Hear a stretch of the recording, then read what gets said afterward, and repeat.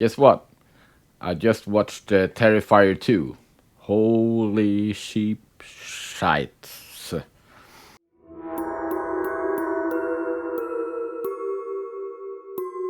Holy sheep shoodles. That was something. If you don't squirm watching that movie, you know something is wrong with you. Probably the most disturbing I've seen in a long time. Anyway, I want to talk a little bit about the main character, Art the Clown, because he's becoming like the new slasher icon killer. It's like a mix between all the slasher maniacs I used to watch as a kid, like Jason and Freddy Krueger, and also a little bit of Joker from the Batman in there, and some mime characters maybe. Anyway, Art the Clown is a demonic killer clown who he doesn't say anything. He's a silent killer. So if you draw comparisons to Pennywise from It, for example, Art is actually his pretty different. First time we saw Art the Clown was in a short film called The Ninth Circle from 2008. And it could also be seen in a movie called All Hallows Eve from 2013, where he was the guy who kind of connected all the separate stories in that movie. But back then he was played by a different actor. In Terrifier and Terrifier 2, Art is played by David Howard Thornton, I think his name is. Does a fantastic job. I don't want to say too much about Terrifier 2 since it's pretty new and a lot of people haven't seen it. But in the first Terrifier movie, which has kind of a simple script, I mean, it's a basic slasher movie with the exception that Art the Clown is very charismatic, if you can call him that. Very unnerving, disturbing, and alluring at the same time.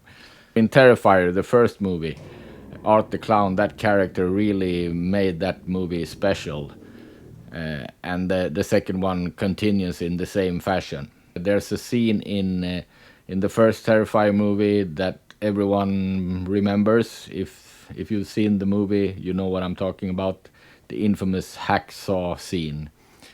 And they did something, I wouldn't say it's similar, but it's just as disturbing in the second one.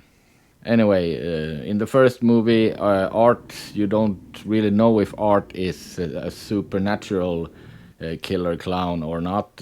He appears very human, not really, but he he seems to be able to die or at least get hurt in the first movie, and you don't know if he has supernatural capabilities. And actually, it's not until he kills himself in the first movie that he becomes this supernatural demonic killer clown. And in the second one, the second movie is more supernatural in nature for various reasons. It's not just Art the Clown who is supernatural. There are other supernatural elements as well. So who is Art the Clown? He likes to kill, like you like to go out and get a burger, but he kills, and he finds that amusing. So tastes are like assholes, divided. And I guess, anything is a Christmas ornament if you put a little hook in it. He's a silent killer, so he never makes any sounds. He just mimes the sounds like laughter and stuff like that. Is completely devoid of sound. So that alone makes it creepy. He seems to have some maternal issues because there's a scene in the first Terrifier movie where he craves some comfort from a female character and behaves like a little baby basically. So you can see he has some he has some issues there. Other than that, he just seems to enjoy torturing and killing people. So maybe that's why some demonic forces acknowledged his existence and granted him some special powers, let's say. I recommend you watch Terrifier 2. It's a more epic movie compared to the first one, and it has more backstory, and overall, it's more epic. Terrifier 1, simple script. Terrifier 2, epic script. The Terrifier movies are created by a guy named Damien Leone. He was actually named after the Omen movie by his mother.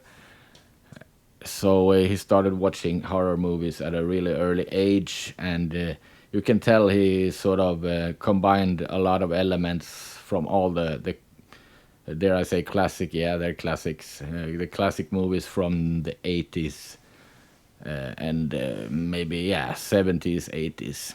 But both movies are good, yes, for different reasons. But Art the Clown behaves pretty much the same in both of them. And he is charismatic in his own way, but I wouldn't want to meet him. That would be a nightmare.